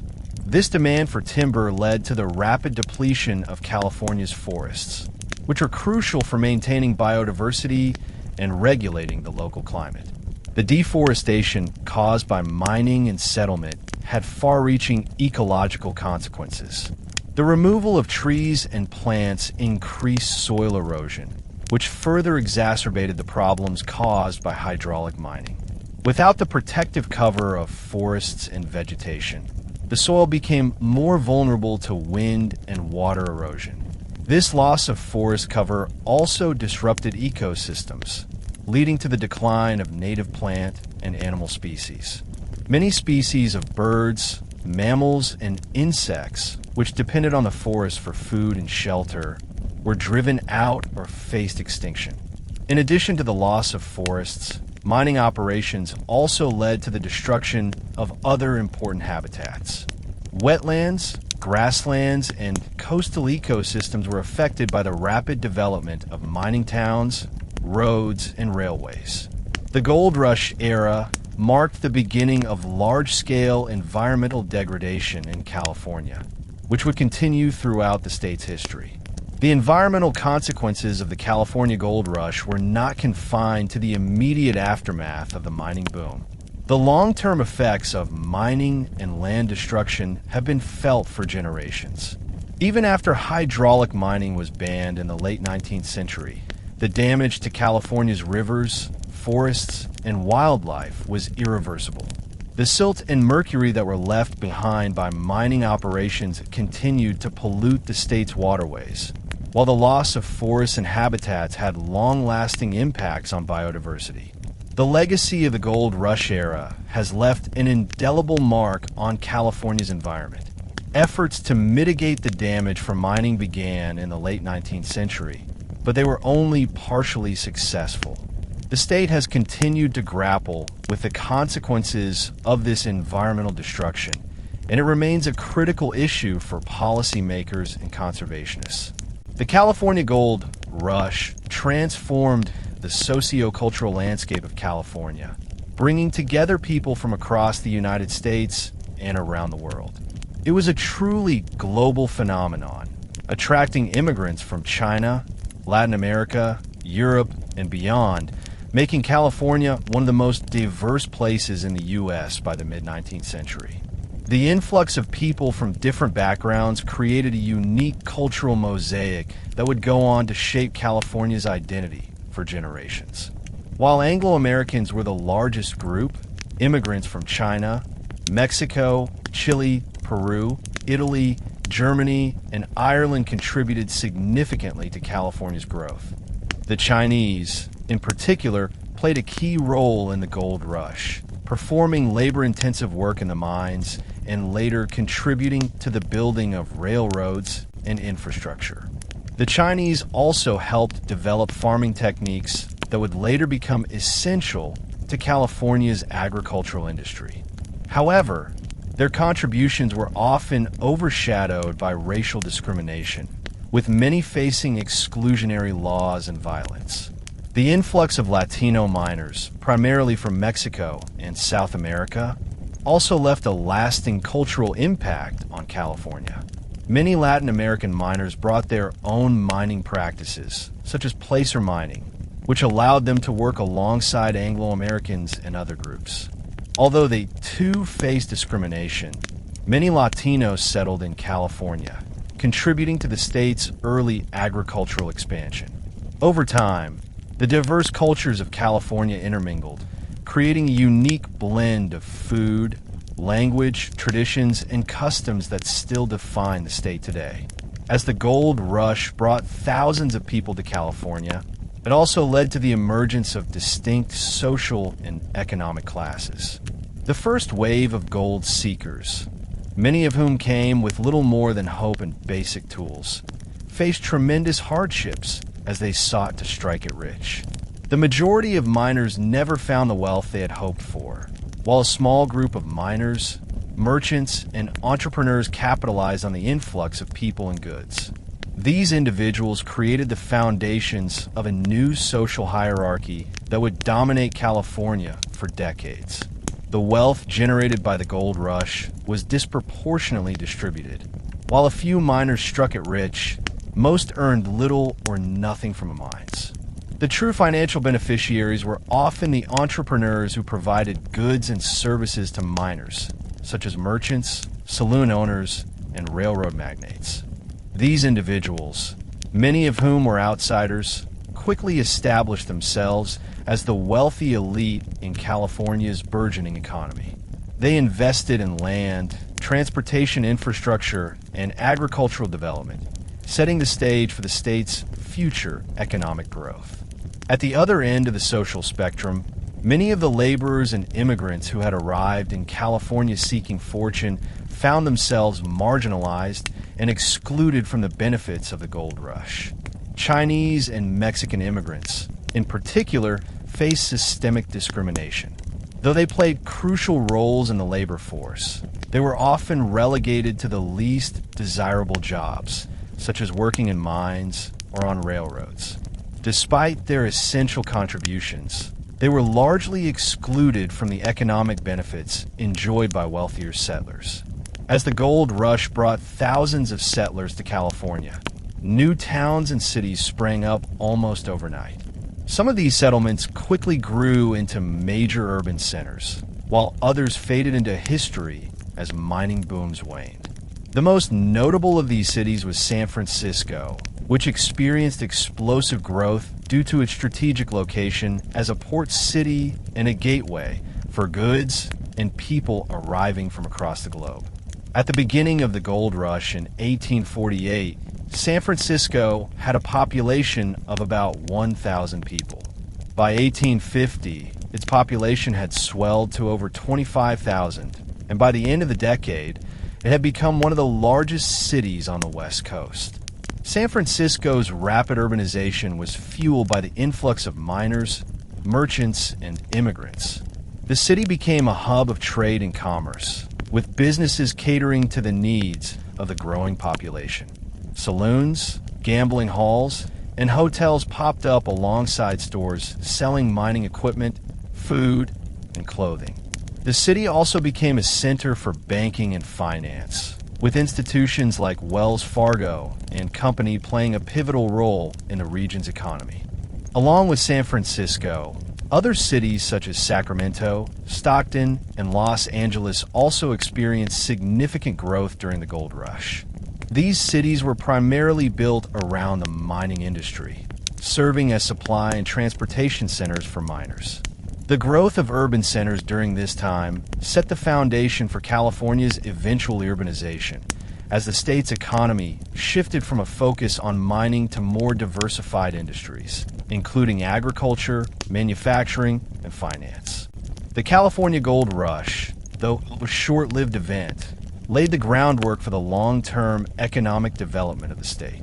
While the Gold Rush era itself ended by the mid-1850s, its influence on California's economy persisted throughout the 19th century and beyond. The wealth generated by gold extraction was instrumental in the establishment of infrastructure, including roads, railroads, and telegraph lines, which connected California to the rest of the United States. These transportation networks facilitated the movement of goods and people, contributing to California's economic integration with the rest of the country. In the years following the gold rush, California shifted from a mining-based economy to one that was more diversified. Agriculture, particularly the cultivation of crops such as wheat, fruit, and vegetables, became a cornerstone of the state's economy. The state's climate and fertile soil made it an ideal location for large-scale farming. Additionally, California became a major player in the livestock industry, with cattle ranching and dairy farming driving the growth of the agricultural sector. The gold rush also helped to establish California as an industrial center. Mining technology developed during the gold rush, such as hydraulic mining techniques, laid the foundation for other industries, including timber, manufacturing, and railroads.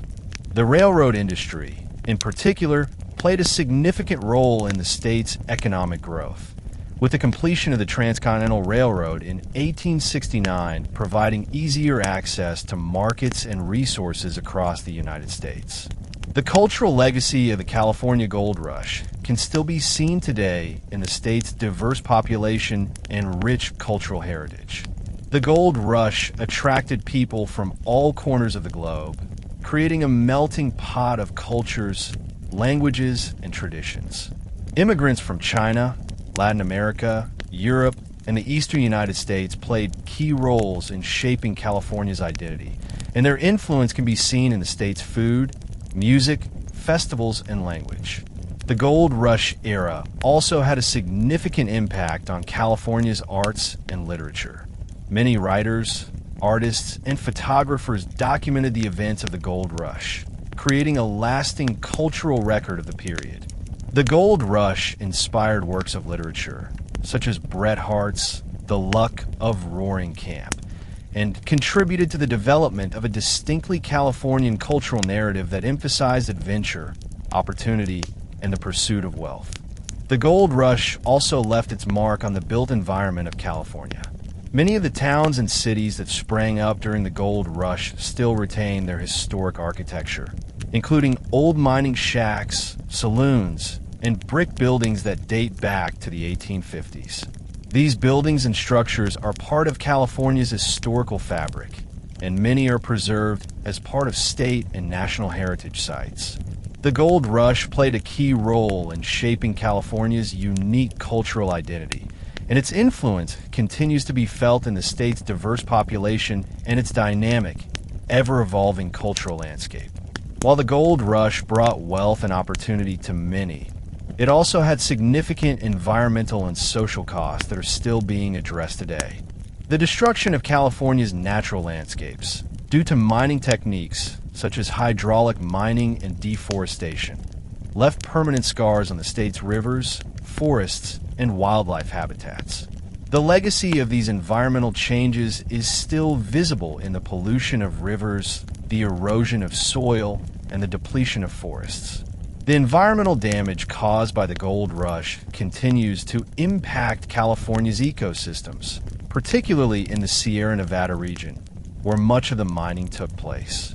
Socially, the Gold Rush contributed to significant racial and ethnic tensions, particularly between Anglo-Americans, Native Americans, Chinese immigrants, and other minority groups.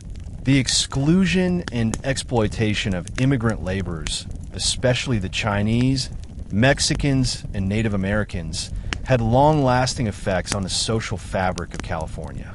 Discriminatory laws, such as the Chinese Exclusion Act, as well as violence and segregation, left a legacy of inequality that would take decades to address. Despite these challenges, California's development in the wake of the gold rush was remarkable. The state emerged as a major economic, cultural, and political force in the United States, and its growth was fueled by the ingenuity, hard work, and resilience of its diverse population. The gold rush, for all its flaws and failures, helped to shape California into the state it is today. The California Gold Rush had profound political repercussions not just for California, but for the entire United States. The sudden influx of people from all over the world led to rapid demographic changes, which had a lasting impact on the state's political structure. When California became a state in 1850, it had to quickly establish a government and legal system to manage the large, diverse population that had gathered in the wake of the gold rush. This process was complicated by the diverse backgrounds of those who had arrived, including miners, farmers, merchants, and immigrants from around the world. The gold rush population was predominantly male, and many of the settlers were eager to establish a government that could provide security and structure to the rapidly growing population. California's early political leaders, including figures like John Sutter and Peter Burnett, were tasked with shaping a new state government. The debate over California's statehood was heated, particularly in terms of its stance on slavery. California's statehood was part of the broader compromise of 1850, which was intended to balance the interests of pro-slavery and anti-slavery factions. California entered the Union as a free state, which had significant implications for the political future of the United States. The gold rush also accelerated California's political influence. Once part of the United States, California quickly became an economic powerhouse, and its political importance grew with it. In addition to the obvious economic benefits, the state's political landscape was shaped by the rise of powerful political figures and the establishment of political parties that mirrored national concerns, such as those over slavery and the expansion of the United States. California's path to statehood was heavily influenced by the national debates over slavery in the United States. With the gold rush bringing tens of thousands of settlers to the region, California's application for statehood in 1850 became a flashpoint in the national discussion over the extension of slavery into the territories acquired after the Mexican-American War. The issue of whether California would allow slavery was central to the political discourse of the time. The discovery of gold in California in 1848 raised the question of whether the new state would be free or slaveholding. While the state had no formal slavery tradition, Southern slaveholders feared that California's admission as a free state would upset the delicate balance of power between free and slave states. California's path to statehood came at a critical moment in the nation's history. The debate was a major part of the broader national conversations about the expansion of slavery into the Western territories. The decision to admit California as a free state was part of the Compromise of 1850, a series of laws designed to address the status of territories acquired from Mexico. The Compromise, in which California was admitted as a free state, sought to appease both northern and southern factions of the country. While it temporarily eased tensions, the compromise did not resolve the underlying issues surrounding slavery, and the debate over whether new states would allow slavery continued to be a major political issue leading up to the Civil War. California's admission as a free state also led to the displacement of Native American populations, whose land was taken by settlers seeking to strike it rich in the gold fields. This further complicated the state's political situation, as Native American rights were often overlooked in favor of the economic boom brought on by the gold rush. As the gold rush continued and California's population grew, the demand for local governance intensified. The absence of formal law enforcement and a judicial system in the early years of the gold rush led to the rise of local political divisions. Mining camps and boom towns, often lawless and chaotic, were left to govern themselves through ad hoc committees or vigilante justice. In the absence of a functioning government, local leaders took on significant power. These individuals, often miners or entrepreneurs, played key roles in establishing local laws, enforcing mining claims, and resolving disputes.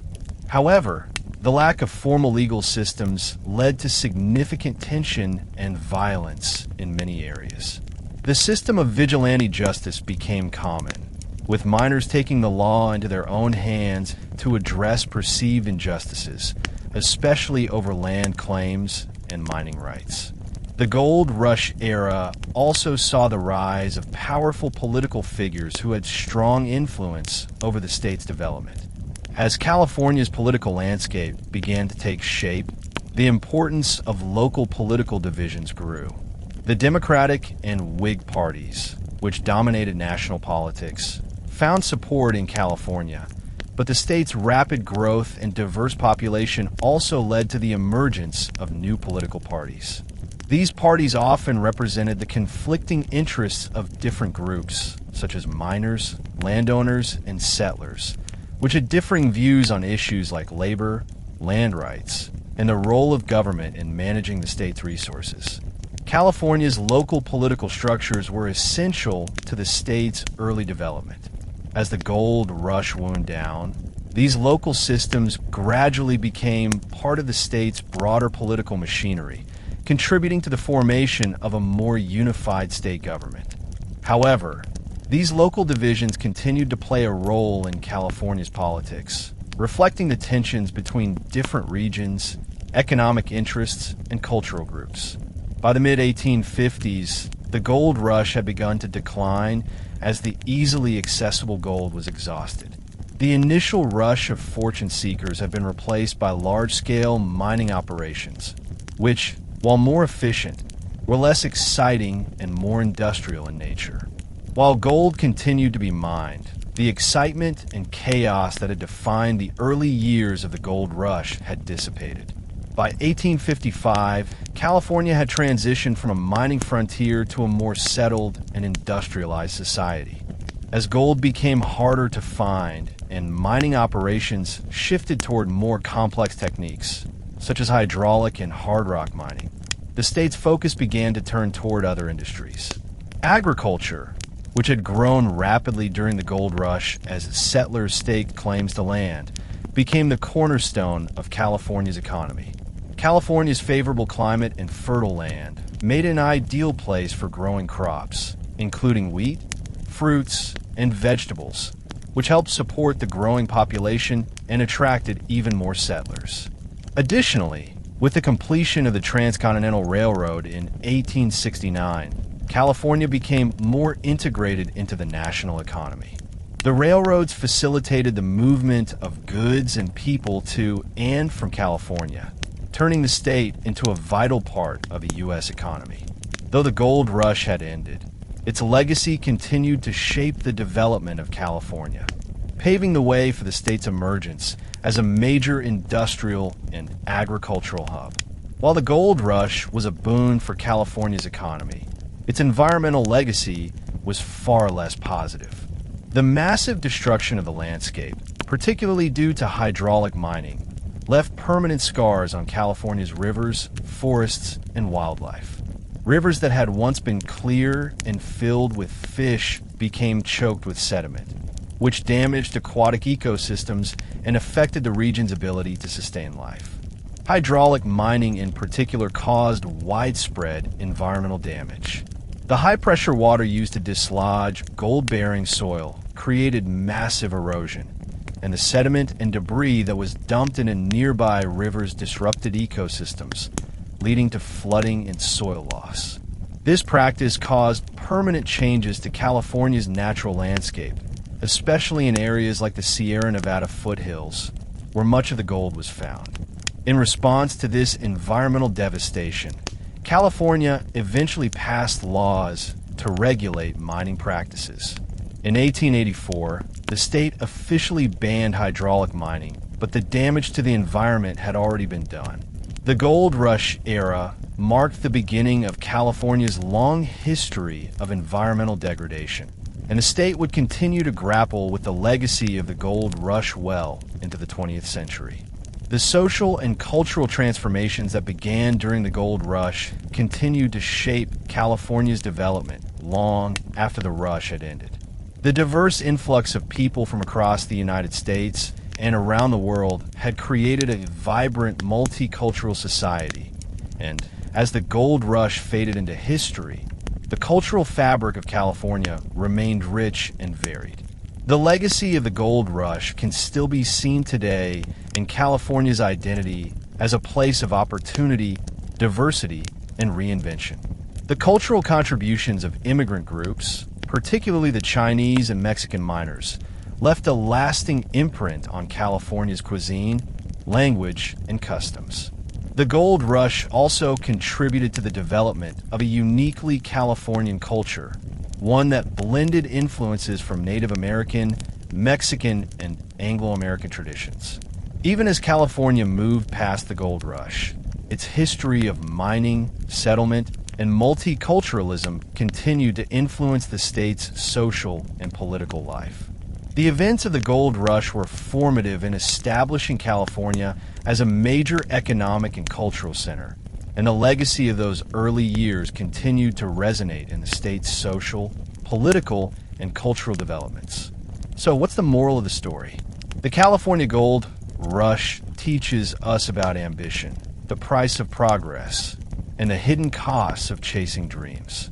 It reminds us that while opportunity can bring prosperity, it can also leave deep scars on both the environment and society. It's a story of growth and greed, of innovation and exploitation, of hope and despair. The gold rush was a defining moment in history, not just for California, but for the United States and the world. Thank you for joining me on this journey through one of the most dramatic chapters in American history. I hope you've enjoyed exploring the California Gold Rush with this History Channel. Don't forget to subscribe for more fascinating stories, deep dives into history, and insights into the events that shaped our world. And as always, I'll be back with more historical tales that will make you look at the past in a new light. See you next time.